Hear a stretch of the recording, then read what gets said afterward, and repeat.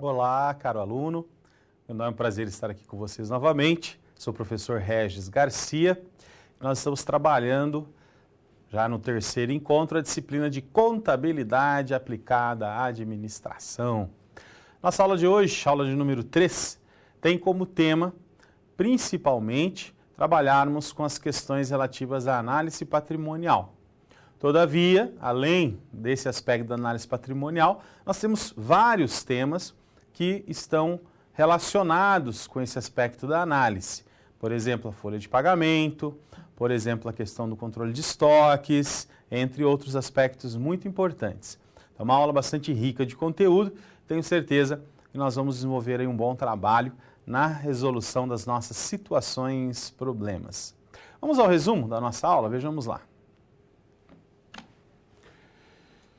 Em termos de competência, nós esperamos trabalhar com aspectos estruturais e conceituais do patrimônio, afinal, a análise patrimonial envolve o patrimônio das entidades. Então, entender a sua estrutura é fundamental. A dinâmica patrimonial, que envolve as modificações ocorridas a partir dos fatos contábeis, os registros contábeis dos fatos ocorridos, bem como os procedimentos de elaboração das demonstrações financeiras. As demonstrações financeiras que nós sabemos são aquelas necessárias para se evidenciar a situação patrimonial das entidades. No que diz respeito aos assuntos que serão tratados, principalmente a contabilização da folha de pagamento. Como eu disse a vocês, a aula se refere à análise patrimonial, todavia existem vários assuntos pertinentes a esse tema especificamente. A realização da apuração do resultado do exercício, a ARE, e os conhecimentos relativos às diferenças e semelhanças da apuração do resultado do exercício e a demonstração do resultado do exercício, que são essas expressões, o que elas representam e a diferença entre as mesmas. Alguns tipos de impostos e tributos também teremos a oportunidade de conhecer, e as contas redutoras do ativo ou retificadoras, do ativo, como são conhecidas, algumas contas de ajustes de valores relacionados aí com a movimentação do ativo, bens e direitos, tá certo? Como vocês puderam ver, são temas bastante relevantes e importantes no que se diz respeito à análise patrimonial. Nós temos como foco a questão da análise, ou seja, ela faz parte dos conhecimentos trabalhados aqui na nossa disciplina, única e exclusivamente porque a decisão, quando você vai tomar uma decisão acerca do patrimônio das entidades, você necessariamente passa pela análise das informações geradas pela contabilidade. Então é importante nós conhecermos essas informações para sabermos o que conseguimos tirar dessas informações em termos de apoio ao processo de tomada de decisão. Esse é o nosso objetivo ao tratar essas temáticas, tá certo? Vamos ver qual é o nosso desafio. Nós vamos aprofundar alguns dos aspectos importantes em relação à análise patrimonial, que está aqui ao centro, e que diz respeito a algumas temáticas que nós já destacamos e que estão aqui circundando, a análise patrimonial, ou seja, folha de pagamento, a apuração do resultado do exercício, o controle de estoques, as contas redutoras do ativo. A folha de pagamento, para nós entendermos o motivo pelo qual ela está inserida aqui na temática análise patrimonial, basta nós sabermos que a folha de pagamento representa um volume de despesa ou de custo significativo nas operações empresariais. Então, nós começamos a análise envolvendo a folha de pagamento em função disso, dela representar aí uma importante despesa, um importante custo no contexto da gestão patrimonial das entidades. A apuração do resultado do exercício, porque permite-nos saber se a empresa está gerando lucro ou prejuízo em determinado período.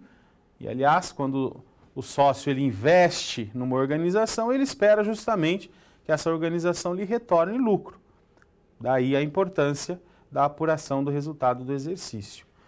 Assim como a folha de pagamento, os estoques representam um conjunto de elementos de bastante significância, principalmente no que tange a gestão do capital de giro.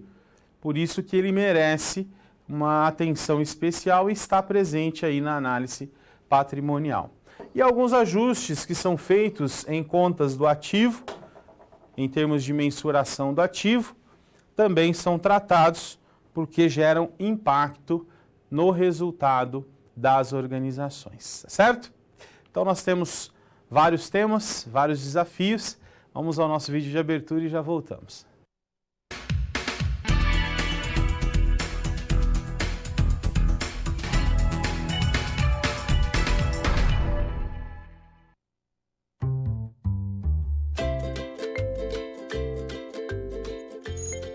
Essa é a Fernanda.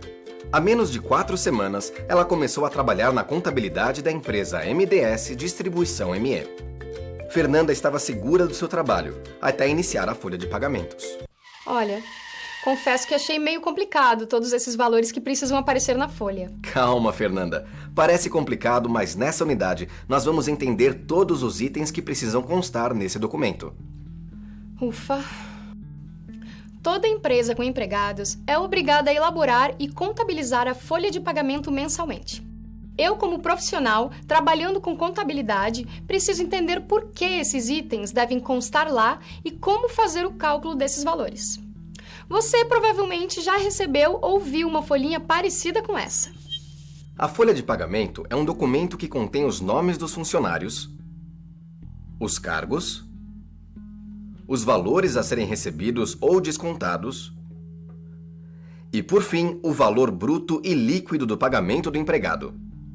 Tá entendendo, Fernanda? Mais ou menos. Para ficar mais claro, eu vou te dar uma forcinha. Tudo que a empresa paga, ou seja, o que o funcionário tem direito de receber, é chamado de proventos. Isso inclui o pagamento de horas normais, horas extras, 13º salário, férias, adicional noturno, abono e etc. E a soma de todos esses itens é chamada de salário bruto. Anotado. Já descontados são os valores deduzidos do salário bruto. Os mais comuns são INSS, Imposto de Renda, Contribuição Sindical, faltas, Vale Transporte, Vale Alimentação, contribuições assistenciais, dentre outros. Após esses descontos, temos o salário líquido, que é o valor que o funcionário realmente recebe. Bom, já está fazendo mais sentido, mas eu ainda não entendi como fazer os cálculos. Isso nós vamos aprender no decorrer da unidade. Dá uma olhada. Para garantir que todos os direitos do colaborador sejam pagos e que todas as contribuições sejam feitas, nós vamos estudar e conhecer os conceitos envolvidos na apuração da folha de pagamento. Vamos entender a distinção entre contas patrimoniais e de resultado, e ver também a apuração de resultado.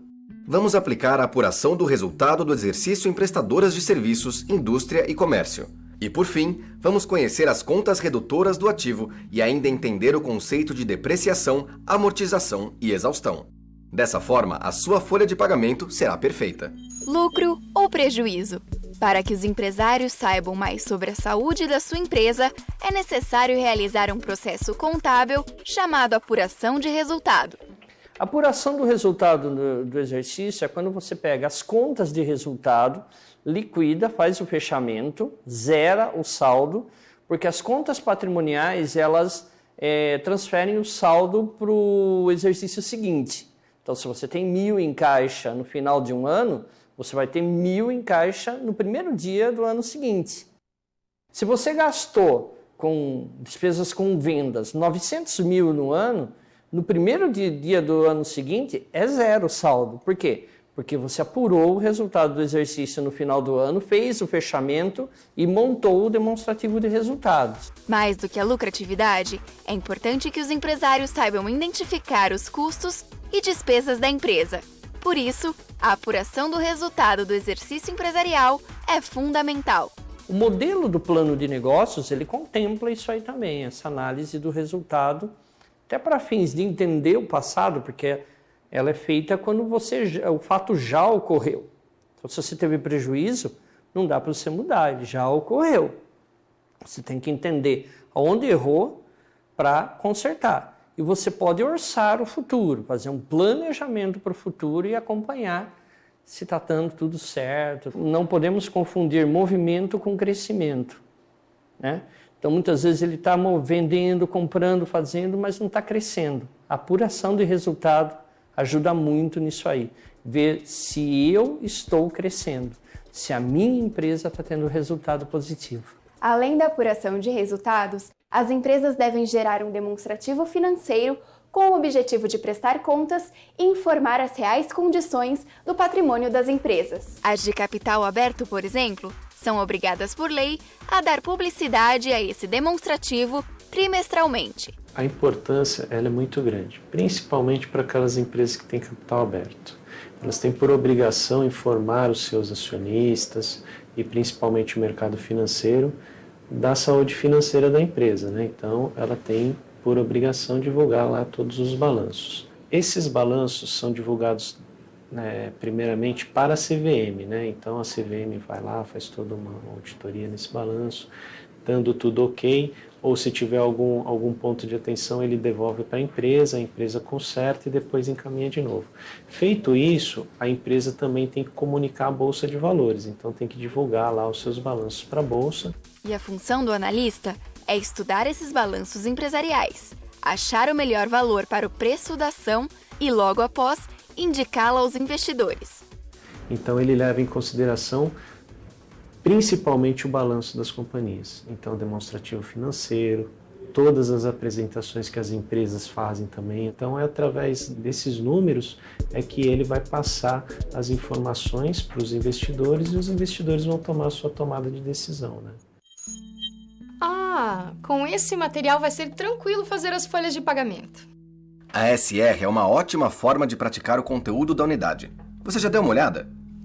Já sim. A empresa de água mineral Água Pura teve um crescimento acelerado devido à crise hídrica de 2014. Com isso, eles perderam um pouco o controle do resultado econômico e financeiro. Para compreender a contabilidade da empresa, eles contrataram a Consulte Mais, uma empresa de consultoria. Eles até compartilharam as folhas de pagamento de 2014 e 2015. É isso aí, Fernanda. Você e quem está nos assistindo devem analisar as folhas de pagamento e entenderem o que ocorreu. Bom, galera, eu vou continuar com a minha folha de pagamento aqui e você acesse o livro didático e as web aulas e o material complementar para saber mais sobre a disciplina, ok? Ah, e não deixe de fazer as pré- e pós-aulas de cada sessão. Bons estudos! Vamos ver os conhecimentos prévios necessários para a compreensão dessas temáticas? Vejamos aí. Patrimônio, como nós estamos tratando de análise patrimonial, nós não podemos deixar de recordar o que é o patrimônio, como sendo aí o conjunto de bens, direitos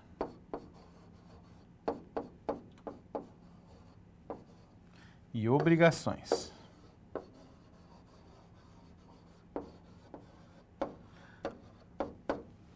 Vale recordarmos que os bens e direitos ficam classificados em um grupo patrimonial chamado de ativo, enquanto as obrigações fazem parte de um outro grupo patrimonial chamado de passivo.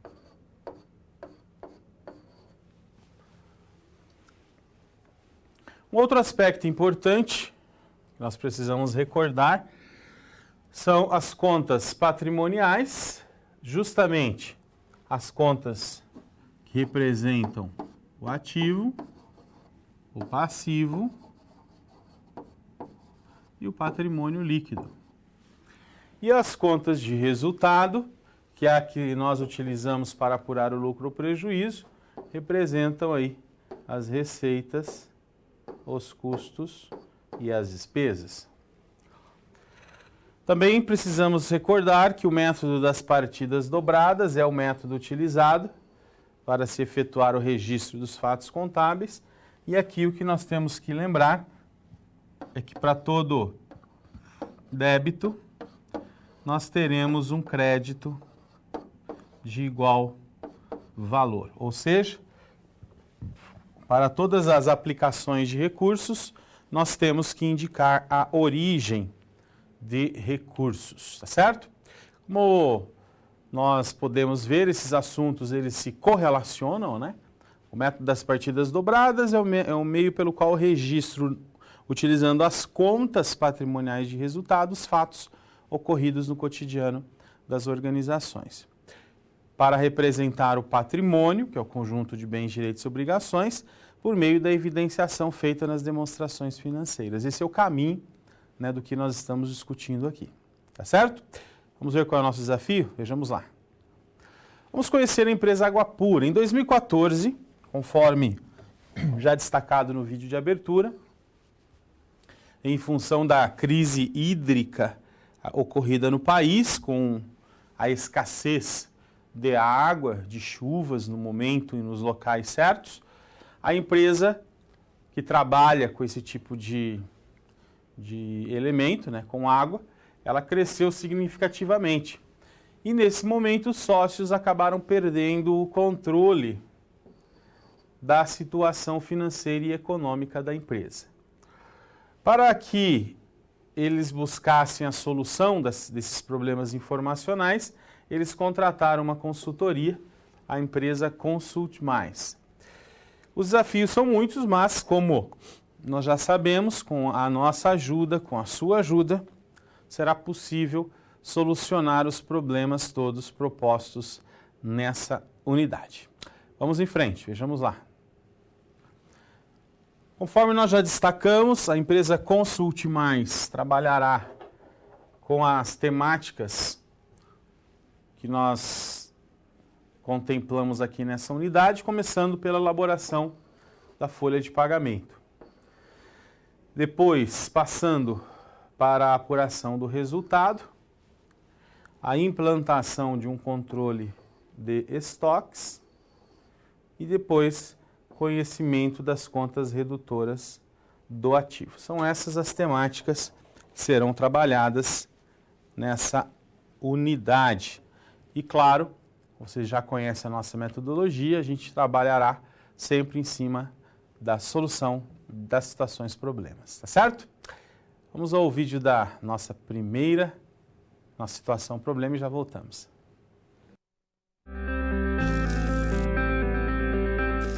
Olá! Você já pensou no dia a dia da carreira que você escolheu seguir? Bom, para ter uma ideia dos desafios da sua área, agora você vai procurar soluções para situações problema. Para prosseguir, primeiro é necessário ter estudado e finalizado a sua pré-aula, já que é nela que você encontra os conceitos e as teorias da disciplina. Feito isso, você vai conhecer a sua primeira SP e vai identificar onde a situação se passa, quais agentes estão envolvidos e quais são os recursos disponíveis. Com essas informações, você vai problematizar o contexto apresentado para então solucionar o desafio.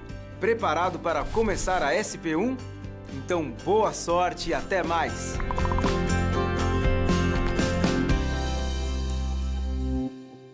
Vamos então à nossa primeira situação problema. A ideia inicial da empresa Consult Mais é avaliar o impacto da contratação de novos funcionários sobre a folha de pagamento da empresa Água Pura.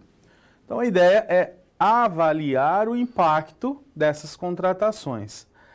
Para nós avaliarmos o impacto, nós precisamos saber da situação anterior, que será apresentada pela folha de pagamento de 2014, versus a situação atual, já contemplando a admissão dos novos funcionários. Então, a gente tem aqui a situação de 2014, que será apresentada, compararemos com a situação de 2015. Como nós dissemos, a folha de pagamento é um importante instrumento informacional que trata de uma das principais despesas ou custos das organizações, e ela é evidenciada na forma como está aí no quadro para vocês. Então, a folha de pagamento de 2014, ela tem aqui do lado esquerdo o nome dos colaboradores. Então, temos o Ademir, o Armando, o Alfredo, o Bento, a Cristina e o Sandro, cada um com seus respectivos cargos: empregador, administrativo, entregador, recepcionista e entregador. E aí nós temos a apresentação dos proventos. Os proventos, aqui provimentos, na verdade são proventos do lado esquerdo e descontos do lado direito aqui da folha de pagamento. Cada um dos colaboradores, cada um dos funcionários possui um salário. Então, 1.200, 3.000, 3.000, 1.200, 1.100, 1.200, totalizando R$10.700.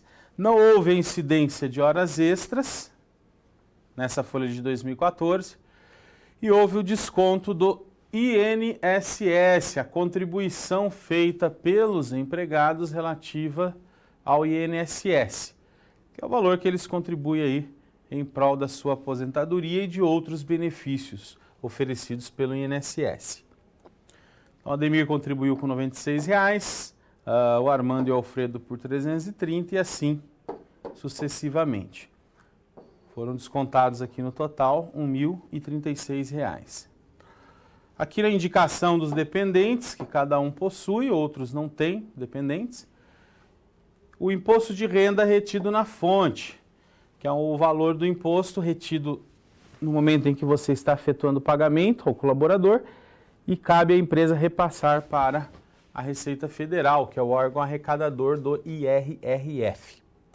Apenas o Armando e o Alfredo tiveram aqui a incidência do IRRF. A gente vai entender depois como nós avaliamos a incidência ou não do IRRF.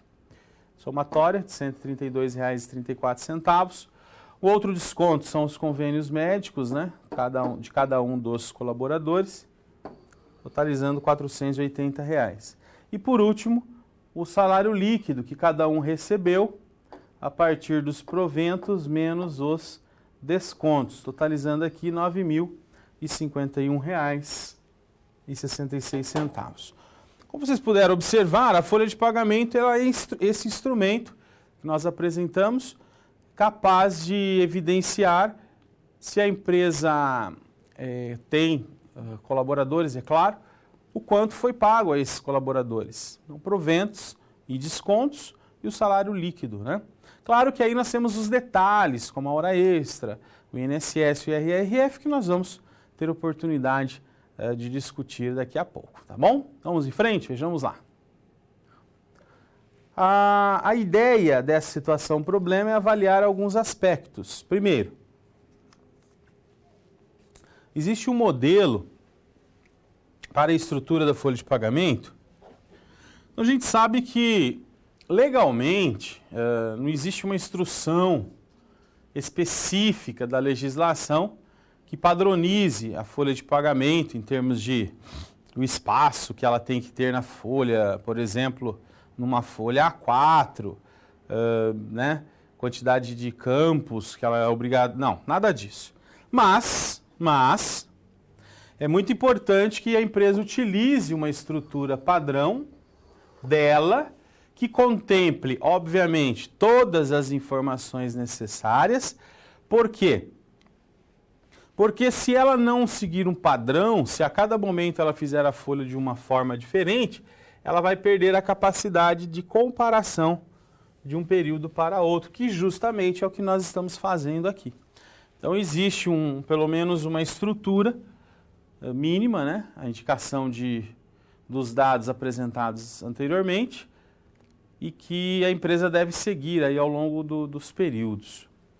A diferença entre proventos e desconto é que o provento ele é positivo, são os valores a receber pelos empregados, e os descontos são os valores negativos, que reduzem o valor líquido que eles receberão. Os proventos são calculados com base no salário de cada um dos colaboradores sempre, e os descontos principais, o INSS, o Imposto de Renda, também tem uma forma específica de cálculo que nós teremos a oportunidade de conhecer, tá certo?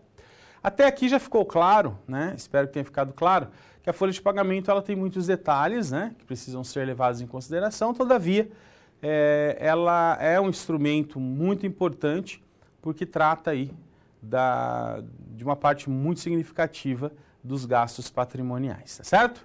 Vamos conhecer mais um pouquinho sobre ela? Vejamos lá. Os proventos representam os valores que o empregado tenha direito a receber. Como nós falamos, eles representam os valores positivos que o empregado tem a receber, enquanto que o desconto são valores deduzidos do salário bruto, como, por exemplo, o INSS, Instituto Nacional de Seguridade Social, responsável pela previdência pública no país. Contribuição sindical, que é o valor que os empregados contribuem para os seus sindicatos de classe. Faltas que, porventura, o empregado tenha. E o vale-transporte, uma parcela descontada também do empregado como participação nas suas despesas de locomoção. A folha de pagamento ela tem apresentação, portanto, do salário bruto, menos os descontos, igual ao salário líquido. Muito similar ao que a gente apresentou ainda há pouco, né? Em que cada um dos empregados tinha o seu salário líquido apresentado ali na folha de 2014. Nós vamos ver daqui a pouco a folha de 2015 para ver o que mudou, né? A comparação, que é o que a empresa Consulte Mais deseja. A análise gerencial do impacto da contratação de novos funcionários. Vamos em frente? Vejamos lá. As horas extras são as horas feitas fora do horário de trabalho dos empregados, por isso são chamadas de horas extraordinárias. Elas excedem a jornada normal de trabalho. Para calcular essa hora extra, então nós temos o salário bruto, o salário bruto, né?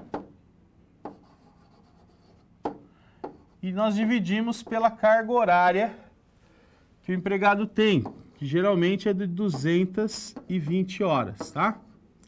Isso aqui dá o valor de 1 hora. E aí nós acrescentamos um adicional no mínimo de 50%. É assim que nós calculamos, né, a hora extra dos empregados. Claro, aqui de uma forma simplificada, né? Já o 13º salário, ele corresponde a 1/12 de remuneração para cada mês trabalhado. Então, cada mês do ano que você trabalha pelo menos 15 dias, né, 15 dias ou mais, te dá direito a 1/12 de 13º. De tal forma, que se você trabalhar os 12 meses do ano, você terá, então, mais um salário no final do ano. Daí o nome 13º. Você trabalha 12 meses no ano e recebe 13. Já as férias é um direito de descanso que o empregado tem a cada ano, de 30 dias de descanso, sendo que sobre o salário ele recebe o adicional de 33%, né? 1/3. 33,33% a mais. Então ele recebe, além do salário daqueles 30 dias que ele está descansando, ele recebe mais um adicional de 33%. Um outro provento também é o adicional noturno, compreende aí o intervalo das 22 horas até as 5 horas, isso por regra da Consolidação das Leis do Trabalho. E ele tem no mínimo um acréscimo de 20% quando ele faz esse trabalho noturno, porque a hora noturna é considerada como uma hora mais desgastante em termos de trabalho, tá ok? Continuemos, vamos lá. Quando nós falamos de contribuição para a Previdência Social, INSS, nós devemos considerar a tabela para o cálculo do INSS. Então, todo empregado contribuirá com 8% do seu salário, se ele ganhar até R$ 1.399,12. Claro que essa tabela aqui, ela é atualizada, né, todos os anos, assim como há variação no salário, há variação também na tabela.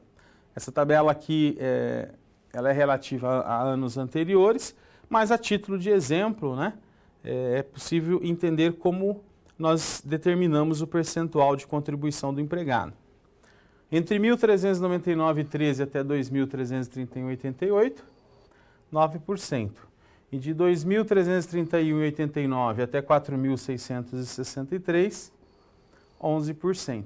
Então, quando você olhou na folha de pagamento e viu o cálculo do INSS de cada um, é o salário bruto deles vezes esse percentual. E é assim também que você fará na solução aí da sua situação problema, tá bom?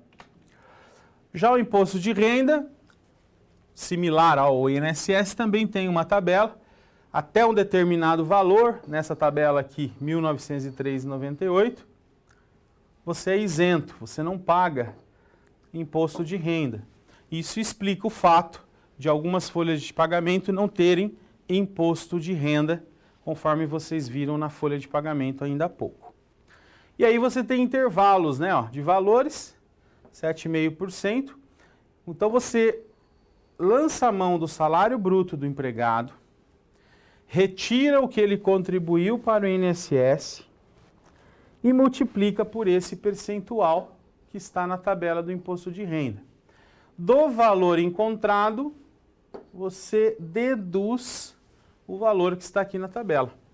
Então, o empregado que paga 7,5% de imposto de renda, ele terá o seu salário bruto menos o INSS vezes 7,5%. E aí, do resultado, a gente tira R$ 142,80 e encontraremos o valor do imposto de renda. O mesmo vale para as demais faixas, né? Com seus respectivos valores a deduzir, chegando até 27,5% de contribuição, tá certo? Temos uma participação dos alunos aqui, sempre boa participação dos alunos, que nos permite esclarecer algumas coisas, né? Qual o percentual referente ao salário família por dependente? Muito boa a pergunta de vocês, obrigado aí pela participação. O salário família está na faixa de R$ 40, R$ 45 mais ou menos, por dependente de até 14 anos. Então não é um percentual, um valor fixo. Eu digo mais ou menos porque esse valor ele é atualizado a cada ano, né? Então a gente precisa recorrer à tabela vigente em 2018 e ela estará lá disponível o valor por dependente. Mas é nessa faixa e aí vai caindo esse valor, né? Até 30 e poucos reais de acordo com o ganho. Quanto mais o empregado ganha, menos o valor que ele recebe por filho neste caso, tá bom? Professor, o cálculo do desconto do INSS é em cima do valor bruto do salário? Sim, em cima do valor bruto do salário. Você paga INSS sobre tudo que você receber na sua folha de pagamento, tá bom? Obrigado pelas perguntas, excelentes perguntas, né? Vamos em frente, continuando aqui com a nossa situação problema. Vamos lá. Justamente, né, o salário família, que foi comentado há pouco, é um valor que nós pagamos por dependente de até 14 anos. Lógico que existe um limite, né, de ganho. Pessoas que ganham acima, por exemplo, de 2 salários já não faz jus ao salário família, né? Então, mas o ideal é que a gente recorra sempre à tabela atualizada para verificar esses valores, como eu expliquei para vocês. Uma simples busca na internet você terá acesso a essas tabelas a qualquer momento, tá bom? Fundo de Garantia por Tempo de Serviço, FGTS, é um percentual de 8% pago sobre o salário. Nesse caso aqui não é pago na folha, né? A empresa ela calcula esses 8% sobre os rendimentos e deposita numa conta do trabalhador. Ele faz o depósito do trabalhador numa conta de fundo de garantia que ele saca quando ele é demitido, né? Quando ele sai da empresa, tá bom? Continuemos, vamos para a solução da nossa situação problema. Vamos lá. Essa é a folha de pagamento de 2015. Vejam que houve a inserção aqui dos outros trabalhadores, né? Os trabalhadores novos, além dos que já tinham, os devidos rendimentos desses trabalhadores e houve algumas horas extras. Então é nesse ponto que a gente lança a mão do salário bruto dividido por 220, né? E acrescentando aí 50% vezes a quantidade de horas. O INSS, o salário bruto, vezes o percentual de acordo com a tabela apresentada.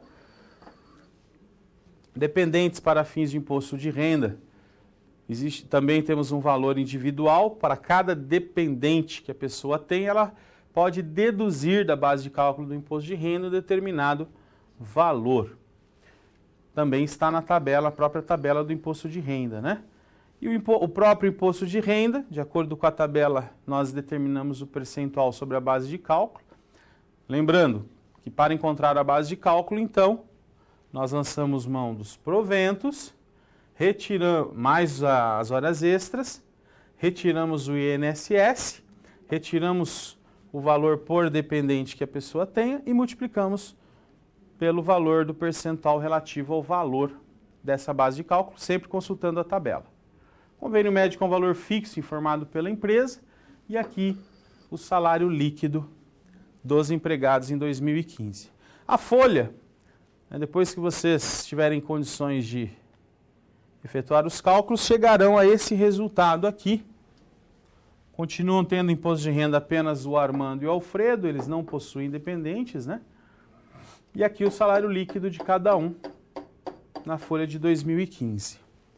Como nós falamos, o mais importante em si não é nem o cálculo da folha, porque é uma coisa até mecânica, né? Basta seguirmos os passos apresentados. O mais importante é a análise patrimonial, a análise que nós podemos fazer das variações da folha. Como vocês podem ver, houve um aumento de 71,26% nas despesas com salário. Nós saímos de 10.700 e fomos para 15.025 em 2015. Não havia hora extra em 2014, passamos a ter 1.025,59 em 2015. E houve um aumento do salário líquido pago, né, de 9.051 para 13.554,74 centavos, tá bom? Então está aí a folha de pagamento comparada, as análises feitas, resolvida, portanto, a nossa primeira situação problema, tá bom? Vamos agora para a nossa próxima situação problema.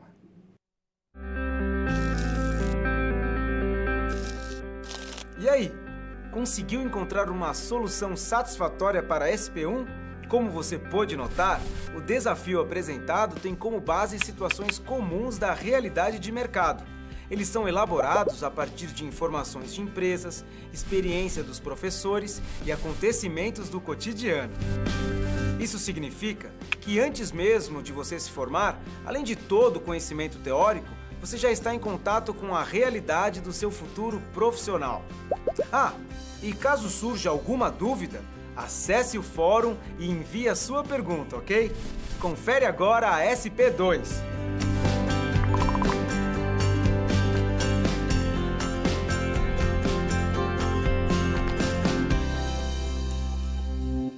Vamos então à nossa SP2. Vejamos lá. A empresa Consulte Mais continua a avaliar os impactos ocorridos no patrimônio da empresa Água Pura e ela precisa verificar nesse momento se a apuração do resultado do exercício, a área da empresa Água Pura, ela está ou foi feita de forma correta. E precisamos aí entender, né, como se dá o processo dessa apuração, analisando a demonstração do resultado do exercício do ano anterior, do ano de 2014, elaborarmos aí a área, a apuração do resultado do exercício, para podermos fazer as devidas análises. Como o próprio nome sugere, a apuração do resultado do exercício é o encerramento, né, das contas de resultado, de tal forma que eu verifique se a empresa obteve lucro ou prejuízo naquele período, tá certo? É claro que a demonstração do resultado do exercício é a demonstração que evidencia esse lucro ou esse prejuízo, mas o processo em si de encerramento é conhecido aí pela sigla ARE. Vamos em frente, vejamos lá. Essa é a demonstração do resultado do exercício de 2014. 2014, a empresa Água Pura apresentou uma receita bruta operacional relativa às vendas de mercadorias, no valor de R$ 378.456. Portanto, esse é o primeiro grupo, né, da demonstração do resultado do exercício. Ela apresentou as deduções da receita bruta na forma de impostos sobre as suas vendas. As deduções da receita bruta compreendem, portanto, os impostos, os abatimentos, os cancelamentos, os descontos sobre a receita obtida.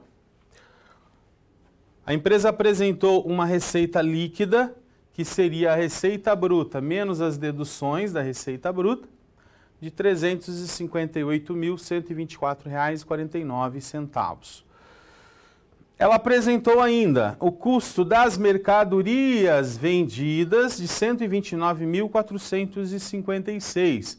O custo das mercadorias vendidas representa o valor pago pelas mercadorias que você vendeu, o valor que estava lá no estoque e que foi vendido.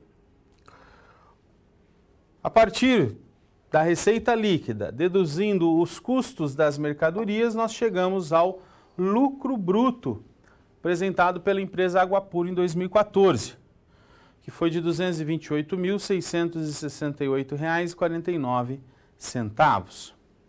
Retiramos as despesas administrativas, que compreende um outro grupo de contas chamado de despesas operacionais, e apresentamos finalmente o lucro líquido do período, o lucro líquido apurado pela empresa Água Pura, de R$ 65.138,45. Como ficou claro a partir da apresentação, pelo menos espero que tenha ficado claro, né? A partir da apresentação, demonstração do resultado do exercício, ela evidencia o lucro líquido, o resultado apresentado pela empresa no período, tá certo? E como vocês puderam ver, em cada um dos grupos da demonstração do resultado do exercício consta elementos importantes das contas de resultado, quer sejam esses elementos as receitas, os custos e as despesas, tá certo? Então, muito importante essa demonstração no sentido de verificarmos se a empresa está gerando lucro ou se a empresa está gerando prejuízo. Combinado? Vamos em frente. Para resolver a situação problema, baseado aí na demonstração do resultado do exercício, a ideia é que sejam feitos os lançamentos de encerramento das contas de resultado no processo de apuração do resultado do exercício. Conferir as contas de resultado, zerando, né, essas contas de resultado, e por último nós transferimos o saldo da conta ARE, que é a apuração do resultado do exercício, lá para o balanço, para a conta de reserva de lucros. É a forma de transferência do resultado para o balanço patrimonial da organização. E claro, podemos analisar esse resultado apurado a partir daí. Para resolver, portanto, essa situação problema, nós vamos lançar mão de todas as despesas apresentadas lá na demonstração do resultado do exercício, como vocês viram ainda há pouco, e também das receitas e custos. Vamos inicialmente aqui, nessas contas que eu estou apresentando para vocês, identificar os saldos que cada conta tinha antes do encerramento do exercício. Como, por exemplo, as receitas de vendas tinham saldo de R$ 378.456. O custo das mercadorias vendidas, por sua vez, tinha um saldo de 129.456. Vejam que as receitas, por representarem origens de recursos, têm o seu saldo alocado do lado direito desse razonete, conforme estamos apresentando, portanto, tem natureza credora, enquanto que os custos das mercadorias vendidas têm natureza devedora, por representarem aplicações de recursos. O mesmo ocorre com as despesas, olha só.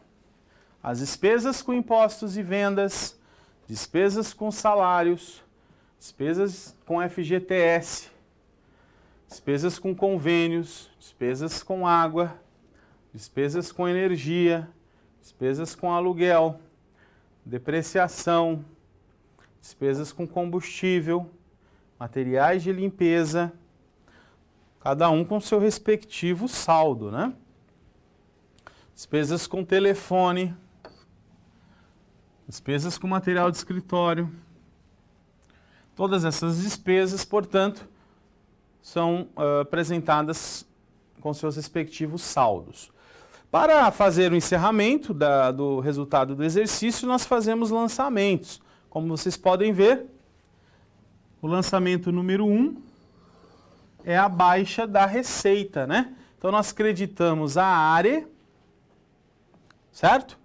E debitamos a receita, fazendo com que o débito seja igual ao crédito aqui e morreu a receita. Encerramos a receita, ela ficou com saldo zero. E nós fazemos o mesmo com cada uma das despesas. Olha, o lançamento número 2, ela é a baixa dos impostos aqui, ó. Lançamento número 2. O lançamento número 3 é a baixa também do custo das mercadorias vendidas, né? Vejam que com esses lançamentos que eu estou apresentando, nós estamos zerando cada uma das contas. Olha aqui o lançamento número 4. Baixa das despesas com salários. E assim, gente, sucessivamente, né? Assim também aconteceu com o número 5, com o número 6 e assim por diante. Todas as despesas devidamente baixadas. Olha, por exemplo, aqui o número 10, 2.400, está aqui. Número 10, a baixa de despesas com telefone. Número 11, 249, a baixa de materiais de expediente. Tá certo? E assim sucessivamente com todos os lançamentos. Com isso, nós temos um total de crédito de 378 mil e um total de débito de 313. Nós apuramos o resultado, a área apontou então o resultado de 65.138,45. Fazemos o último lançamento, que é a transferência aqui pelo fato número 15 para a reserva de lucro. Essa conta que está lá no patrimônio líquido e que compõe o balanço patrimonial da empresa, tá certo?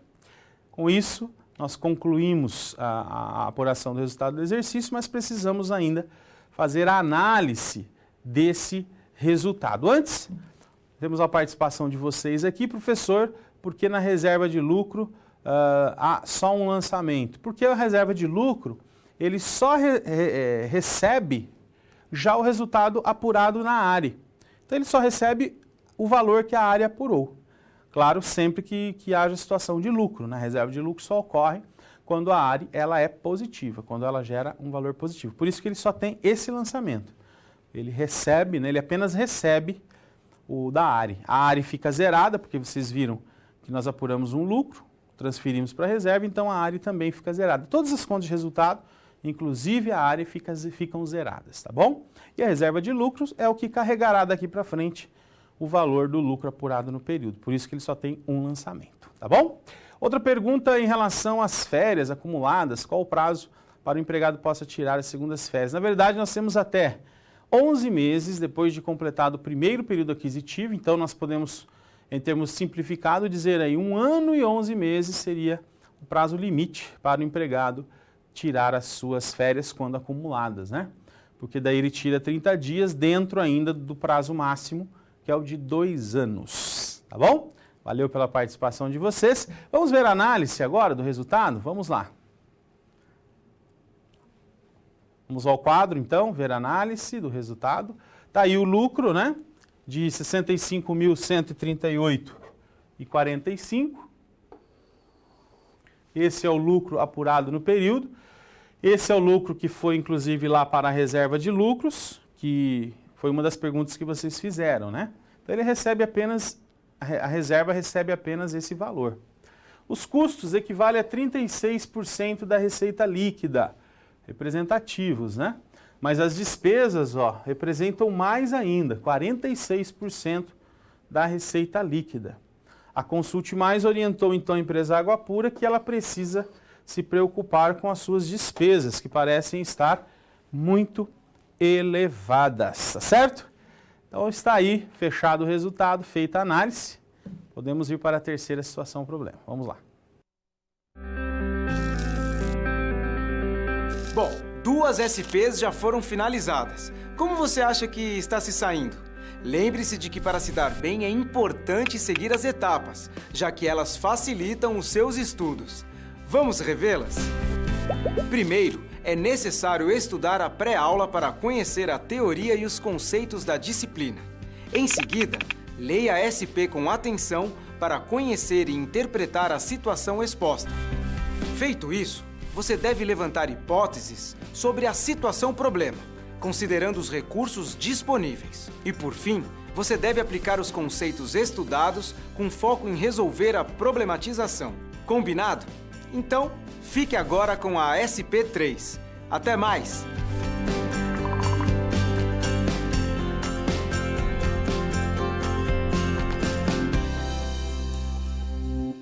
Muito bem. São sempre dicas muito importantes em respeito aí à nossa metodologia de ensino, né, de aprendizado, e que precisamos sempre estar lembrando, porque faz muita diferença no processo de ensino-aprendizagem seguirmos aí os procedimentos da metodologia KLS. Combinado? Vamos em frente, vamos agora ver a situação problema 3. Agora temos mais uma etapa. A Consulte Mais, ela precisa saber como andam os estoques da empresa Água Pura. Os estoques, nós sabemos, representam, assim, como já destacamos com a folha de pagamento, um importante volume de recursos armazenados aí na forma de capital de giro.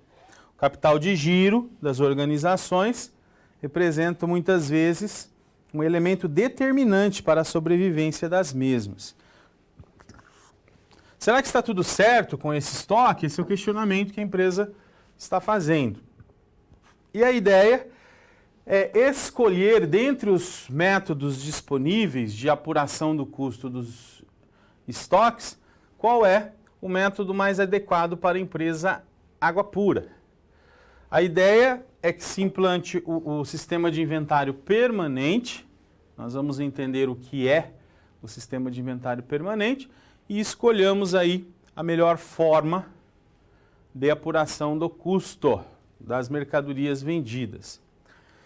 Nós vamos analisar, portanto, o estoque da empresa e propor o controle permanente desses estoques. Se os estoques são, conforme já destacamos, um importante instrumento de armazenamento de recursos, importante elemento que compõe o capital de giro, a forma de avaliar esse estoque é determinante, né, para uma gestão mais eficaz do próprio capital de giro. Por isso, nós estamos sugerindo que a empresa Água Pura ela tenha um controle permanente de estoque. O que é o controle permanente? Vamos em frente. Antes de falarmos do inventário permanente, falaremos do inventário periódico, que é a outra metodologia de apuração do CMV. Tá? O inventário periódico é aquele que nós fazemos periodicamente, daí a palavra periódico, geralmente no final do exercício, E dessa forma nós não controlamos, nós não monitoramos todas as compras, vendas, devoluções e baixas no momento em que elas ocorrem. Nós fazemos o controle do estoque que foi vendido apenas no final do período, tá certo? Para apurar o CMV, o custo das mercadorias vendidas, ou no caso de uma indústria, o custo dos produtos vendidos, o CPV, nós precisamos contar no final do período quanto de mercadoria eu tenho em estoque. E a partir daí, eu faço a aplicação da equação. Custo das mercadorias vendidas é igual ao estoque inicial mais as compras líquidas menos o estoque final. Daí a importância de contarmos o estoque final, porque o final de um período é o inicial do período subsequente. Então eu vou pegar o que eu tinha, mais o que eu comprei, e tirar o que sobrou. Isso me dá o custo das mercadorias vendidas no período.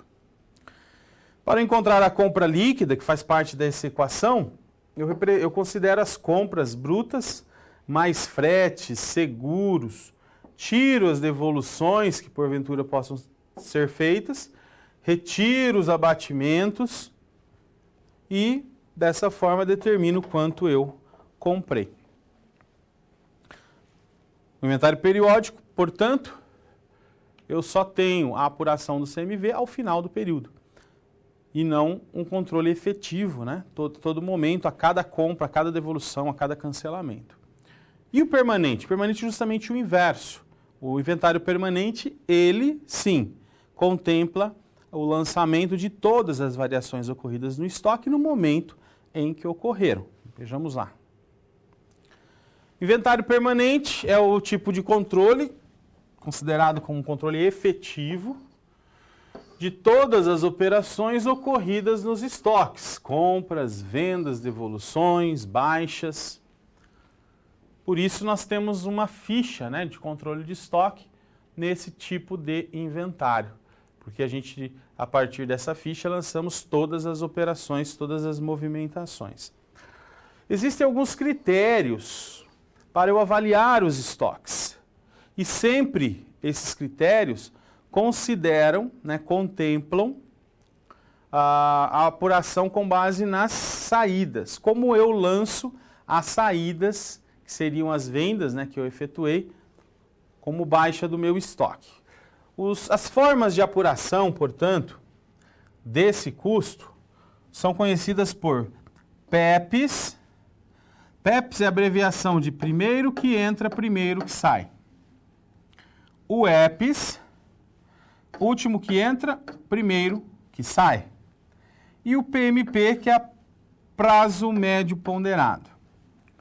Como vocês puderam ver, o PEPs, primeiro que entra, primeiro que sai, ele vai fazer a baixa das saídas dos estoques sempre pelos primeiros valores que você comprou, em ordem cronológica. Você vai controlando o seu estoque cronologicamente para saber quais eu baixarei primeiro.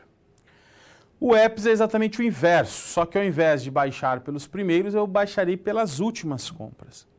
E o prazo médio ponderado é um equilíbrio, né, entre os dois métodos, de tal forma que eu tenho aí uma média ponderada das compras efetuadas no período. Vejamos lá, vamos ver os conceitos de cada um deles. O PEPS, primeiro que entra, primeiro que sai, é justamente o método que eu expliquei a vocês que, quando eu tenho que baixar uma venda, eu farei essa baixa considerando os primeiros valores que eu comprei. Se eu comprei no início do ano e estou fazendo a venda em abril, não importa, eu baixarei com o valor lá do começo do ano, lá do mês de janeiro. Então aqui, ó, a palavra, o PEPS, ele deriva da sigla em inglês, né? First in, first out.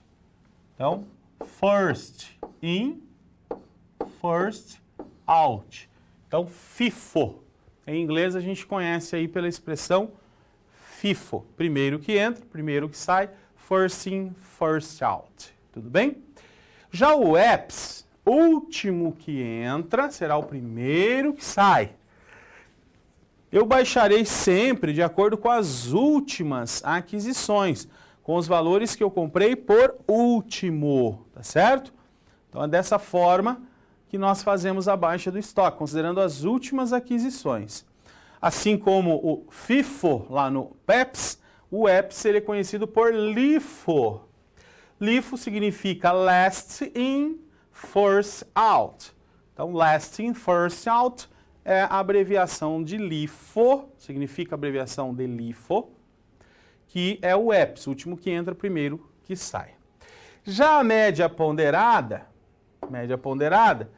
nós temos o preço médio com base nas quantidades adquiridas e nos valores pagos.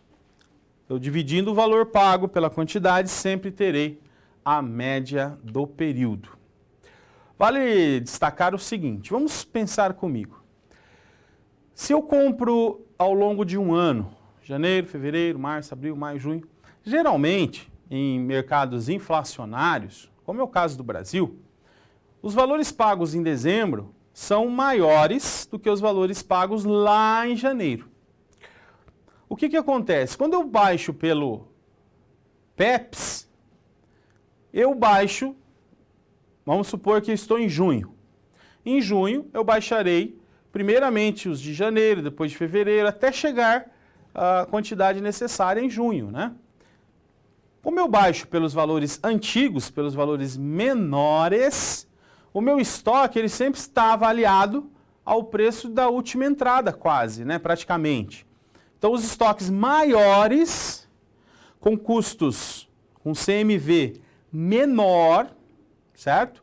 É uma característica do PEPS. Já o EPS ocorre o inverso. Eu tenho o custo maior, porque eu baixo pelas últimas entradas, que teoricamente mercados inflacionários representam valores maiores, e fico com estoque menor, porque sobra no estoque os valores primeiros que foram comprados, os valores menores. Claro que o fisco não permite o EPS. Por quê? Porque como eu tenho um custo das mercadorias maior, o meu lucro é menor. Portanto, a contribuição, o pagamento do imposto sobre o lucro também é menor. Então, o fisco não permite o EPS. Ele sugere que seja utilizado o custo médio ponderado, ou o PEPS. Mas o EPS não é possível utilizar para fins de legislação fiscal. Tá bom? Vamos ver na prática mais algumas informações importantes. Vamos lá. Nós vamos fazer uma simulação da baixa de estoques da empresa Água Pura, utilizando aí duas metodologias, o PEPS, né, e o preço médio ponderado. E vamos ver o que muda no controle de um e o que muda no controle de outro, de uma forma bem simplificada. A ficha do PEPS, primeiro que entra, primeiro que sai, vejo que em 1 de julho eu tenho um saldo inicial de 1.588 unidades a R$ 4,00, totalizando R$ 6.352. No dia 1 de julho ainda eu fiz uma aquisição de 2.000 unidades. Paguei R$ 4,00, um total de R$ 8.000. Vejam que no saldo final eu mantenho individualizados os dois valores de aquisição, né? Embora sejam iguais nesse caso, não faria diferença em termos financeiros, mas uma metodologia pede que eu tenha então um controle individualizado, ó. Porque se eu tiver que fazer uma baixa, eu tenho que respeitar essa ordem cronológica. No dia 1 de julho, eu fiz uma venda de 150 unidades. É esse valor unitário que eu vou identificar qual critério eu utilizarei. Nesse caso, ele vai ser baixado primeiro das 1.588 unidades. Por quê? Porque foi a primeira a entrar, né? A primeira que estava no estoque. Enquanto eu não baixar as 1.588 unidades, eu não começo a baixar as 2.000 unidades na sequência, tá certo? Esse é o método PEPs, tá bom? Temos uma participação de vocês, a escolha de utilizar o PEPs ou EPs é do empresário? Existe uma regra para essa escolha? Sim, é do empresário, para fins gerenciais. Para fins gerenciais ele vai interpretar o que lhe dará a melhor informação. Mas quando eu submeto o meu faturamento, o meu lucro ao fisco, eu não posso usar o EPS, tá? Não é permitido. Então eu só fico com a opção entre o PEPs e a custo médio ponderado. Mas para fins gerenciais eu posso utilizar o que eu quiser, tá bom? Os alunos de os alunos perguntaram se o governo tem como controlar o uso do EPS, haja vista serem proibido pelo fisco. Sim, muito boa pergunta de vocês. Sabe por quê? Porque o controle é feito pelos sistemas de informação que nós vimos na aula passada.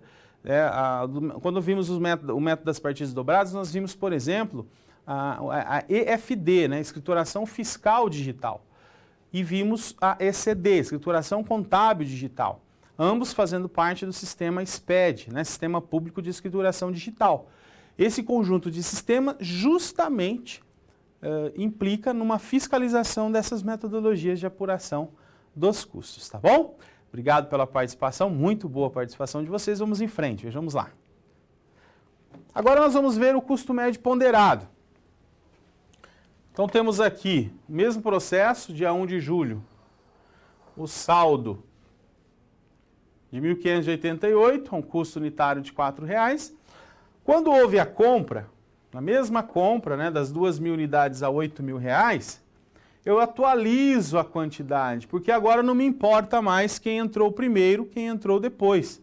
Eu atualizo a quantidade, atualizo o saldo financeiro e encontro aqui o custo médio ponderado. As 150 unidades que eu estou baixando agora saem, portanto, desse saldo atualizado e não mais lá do primeiro saldo que entrou. Essa, portanto, é a diferença, né, de um método para o outro em termos de apuração do custo das mercadorias vendidas. Legal? Vamos para a nossa última situação, problema.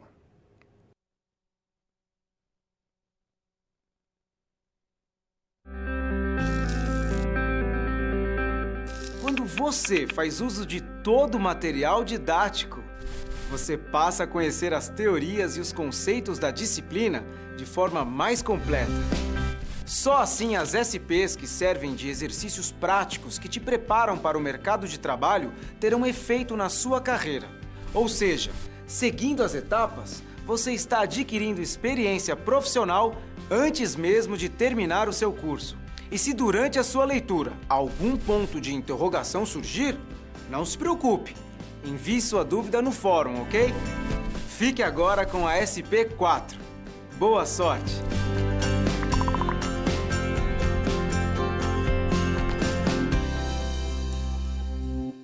Nós vamos ver agora algumas contas que nós conhecemos como contas retificadoras ou redutoras do ativo, mas que não necessariamente representam valores negativos, e sim que representam ajustes dos valores desses ativos. Vamos em frente? Vejamos lá.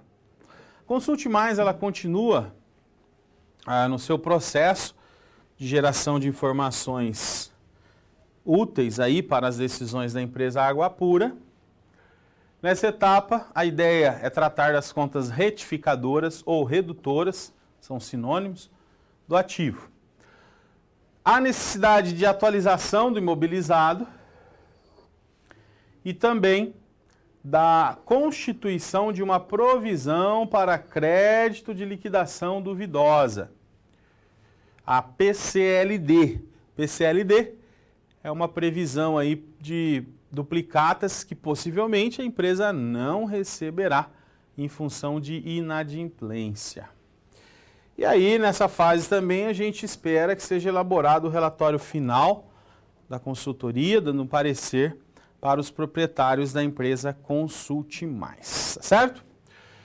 Esse ponto que nós estamos destacando agora é um ponto bastante significativo.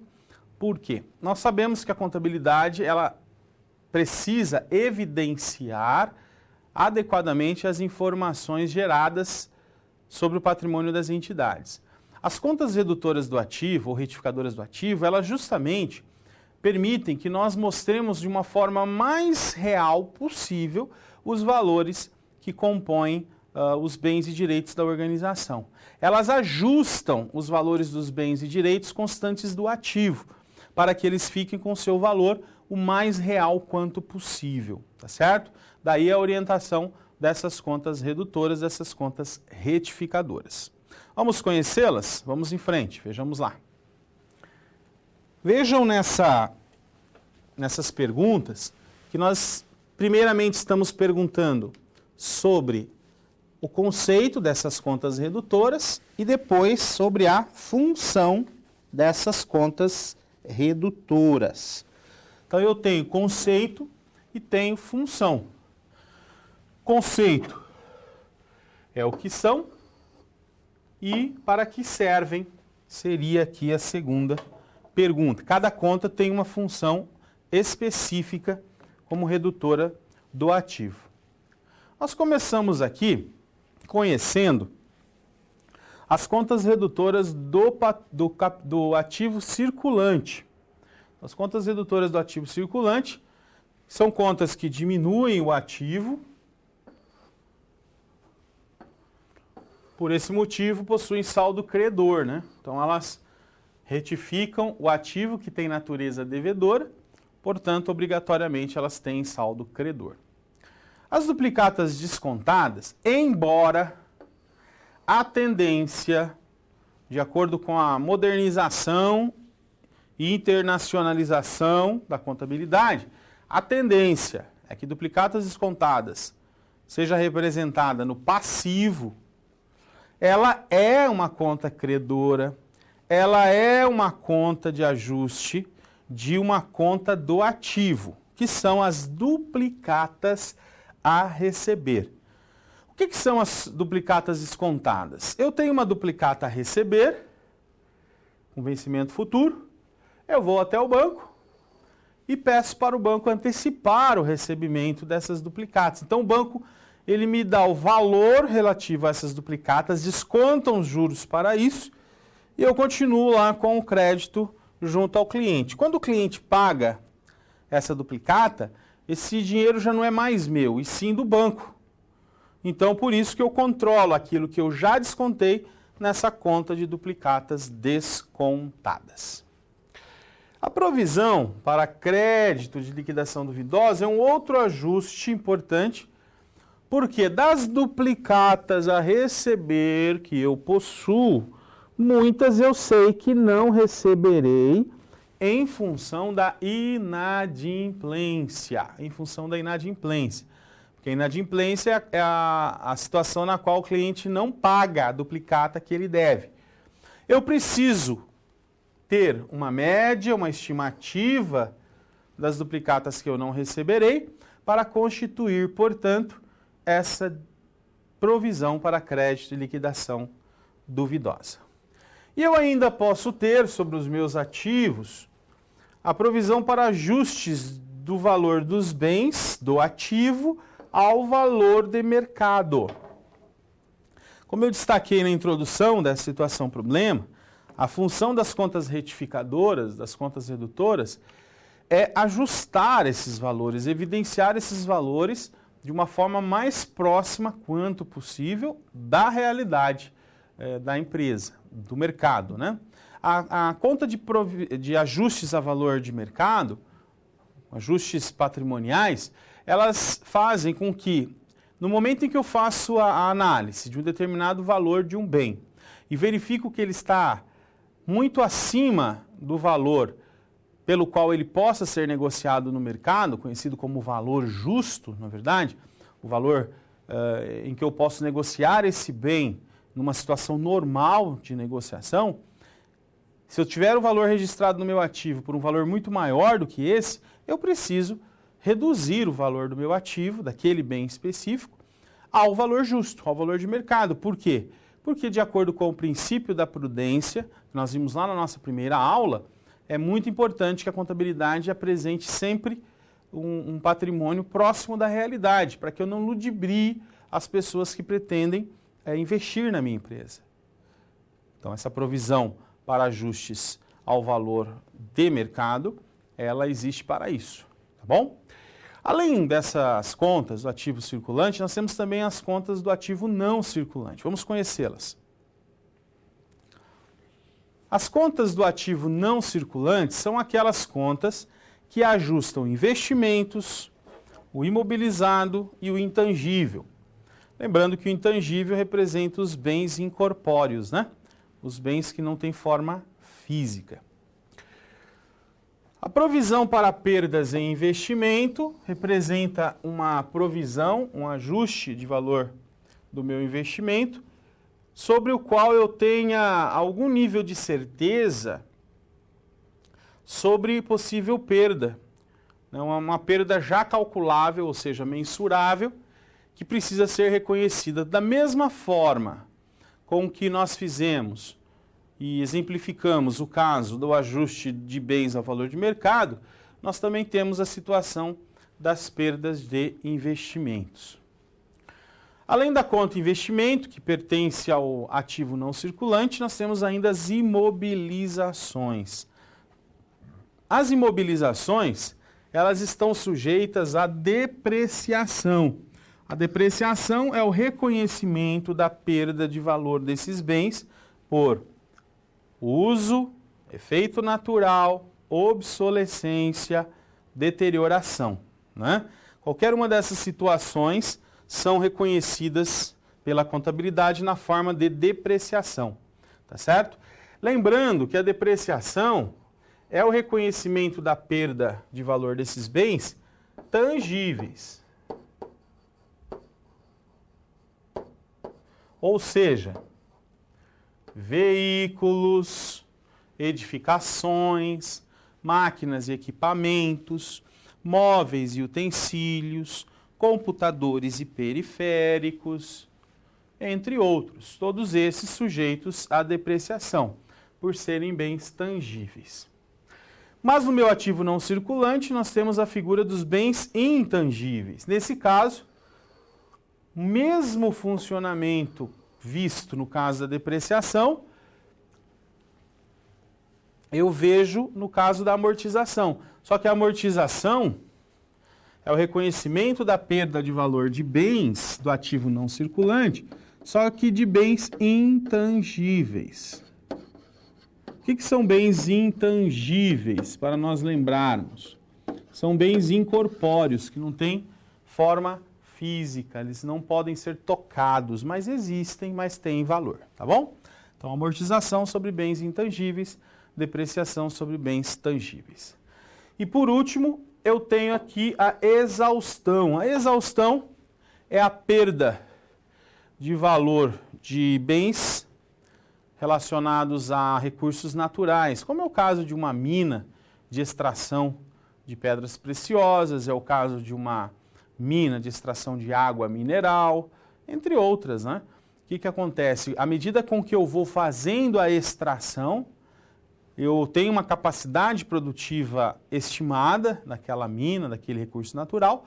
À medida com que eu vou utilizando esses recursos, vai havendo a redução da capacidade produtiva daquela mina, no caso, daquele recurso natural. E eu vou reconhecendo isso por meio da exaustão, tá bom? Então, tanto a depreciação como a amortização e a exaustão têm a mesma função, só que cada uma para um tipo de bem específico, tá bom? Continuemos, vamos lá? Para solucionar a situação problema 4, nós vamos então organizar um quadro. Nesse quadro, nós vamos listar todos os imobilizados na data de dezembro de 2014. A partir desse quadro que nós montamos do imobilizado, nós vamos montar o mesmo quadro daí com os dados de 2015, atualizando a depreciação no caso. E a etapa 2, nós vamos montar um quadro, uma análise sobre as últimas perdas dos anos de 2012, 2013 e 2014, e verificar qual o percentual de perda. E com base nesse percentual de perda, nós provisionarmos as perdas futuras. Então, faremos a provisão para crédito de liquidação duvidosa para o próximo período, com base na análise desses últimos 3 anos, tá bom? Comecemos pelo imobilizado. Vamos lá. A composição do imobilizado em junho de 2015 é esta. Então, nós temos a data de aquisição desses imobilizados, ó, alguns em 2008, outros em janeiro, fevereiro de 2015, alguns só têm 1 mês de participação no patrimônio da empresa. Aqui nós temos a descrição desses bens, né? Carro, um veículo, né? Computadores, um outro veículo, uma moto, outra moto, e assim sucessivamente. Na primeira coluna, nós temos o valor de aquisição, o custo de aquisição desse imobilizado. O custo de aquisição desse imobilizado. O custo de aquisição desse imobilizado está aqui nessa coluna, cada um com seu respectivo valor de aquisição. E na segunda coluna, as taxas de depreciação, essas taxas são anuais. Então, eu multiplico esse percentual sobre o valor do bem, divido por 12 e pronto, estarei encontrando aí o valor da depreciação. A depreciação acumulada está descrita nessa coluna. Então, vocês vejam que os veículos, ó, já foram totalmente depreciados. Já as instalações ainda têm saldos a serem depreciados, porque ainda não completou o período. No caso aqui, 10% ao ano. A vida útil dessas instalações são de 10 anos. E assim, sucessivamente, né, os bens recentes, ó, adquiridos há 1 mês atrás, eles têm praticamente o total do valor de aquisição a ser ainda depreciado, depreciação de valor muito baixo aqui, né? Temos uma pergunta relativa a esse assunto, vamos responder. Queriam saber, os alunos, né, saber se a marca de uma empresa pode ser considerada como ativo não circulante. Ótima pergunta. A marca, sim. A marca fica registrada justamente no ativo não circulante intangível. É um exemplo, né, de amortização aí, se caso essa marca, por exemplo, você tem um prazo de vida, de direito de exploração daquela marca. Então, à medida com que esse prazo vai passando, você vai amortizando. Excelente pergunta que vocês fizeram, obrigado pela participação. Vamos ao último desafio, que é a provisão para crédito de liquidação duvidosa. Vejamos lá. Vejam, nós analisamos os últimos 3 anos, 2012, 2013, 2014, as receitas de cada um desses períodos e a perda ocorrida também em cada um desses períodos.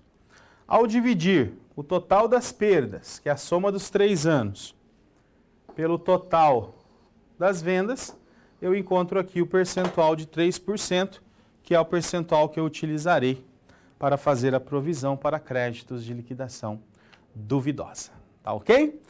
Resolvido assim nossa última situação, problema. Vamos ver o vídeo, já voltamos.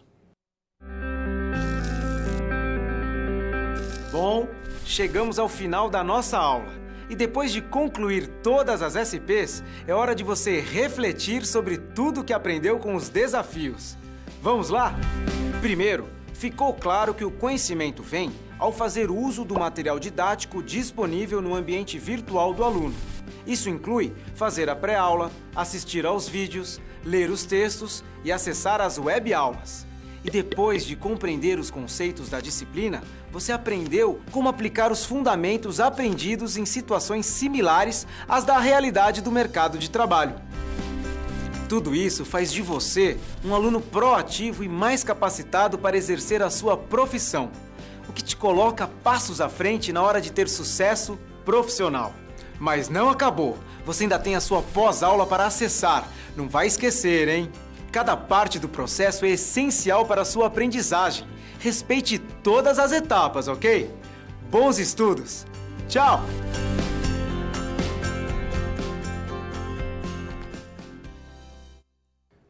Sobre as taxas de depreciação, foi uma pergunta que vocês nos fizeram, onde encontraram, na verdade?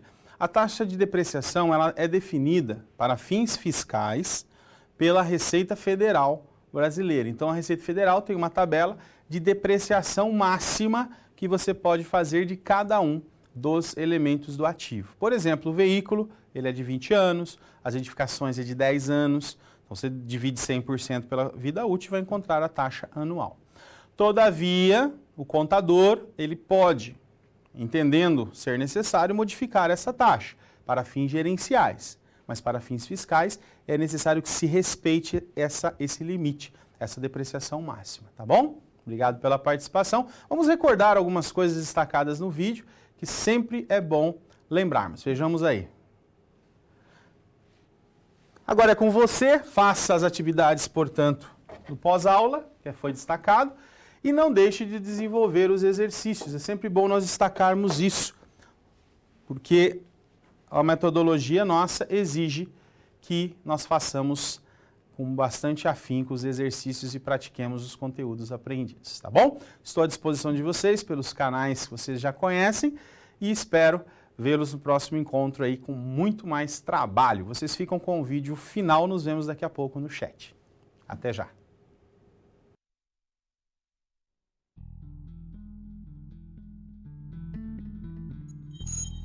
Olá! Chegamos ao fim da unidade 3 da disciplina Contabilidade. Nela, nós entendemos os proventos e descontos descritos na folha de pagamento. E também entendemos como devem ser feitos os cálculos. Na SP1, era necessário elaborar a folha de pagamento do mês de junho de 2015 e comparar com a folha de junho de 2014. E assim, descobrir os impactos causados pela contratação de novos funcionários. Na SP2, a empresa Consult Mais, contratada pela Água Pura, solicitou aos sócios da empresa a demonstração do resultado e os razonetes referentes ao ano de 2014. Assim, os consultores da Consult poderiam apurar se o resultado estava correto e também identificar quais contas impactaram no resultado econômico da empresa. Na SP3, a empresa de consultoria solicitou o controle de estoques de junho de 2014 e 2015. Assim, a Consult Mais poderia obter mais informações sobre a situação financeira da empresa Água Pura. Na SP4, o desafio da empresa Consult Mais se resumia a contas redutoras do ativo, para assim atualizar o quadro do imobilizado e constituir a provisão para crédito de liquidação duvidosa. Achou fáceis as nossas SPs? Então fica ligado na atividade a seguir. Clauder Silverson trabalha 220 horas no mês da empresa Cuca Fresca S.A. e recebe um salário de R$ 2.800. No mês de janeiro, realizou 20 horas extras. Clauder Silverson quer utilizar o dinheiro das horas extras para comprar um presente para sua namorada. Como ele não sabe calcular o valor das horas extras, decidiu procurar o departamento de RH da empresa para auxiliá-lo. Se você trabalhasse no departamento de RH da empresa Cuca Fresca, como você o ajudaria? Qual o valor das horas extras e do salário líquido de Clauder Silverson? Considerando que ele não tem dependentes. Se reúna com seus amigos de classe e discuta essa atividade. E para dar uma relaxada, eu indico o documentário Trabalho Interno. Nele é possível entender o funcionamento de instituições financeiras e como funciona o sistema bancário mundial. Procure um amigo ou conhecido que tenha empresa e peça para dar uma olhada nas folhas de pagamentos. Tire dúvidas e simule algumas contas. E continue estudando seu livro didático e acompanhando as web aulas, ok? Bons estudos! Tchau!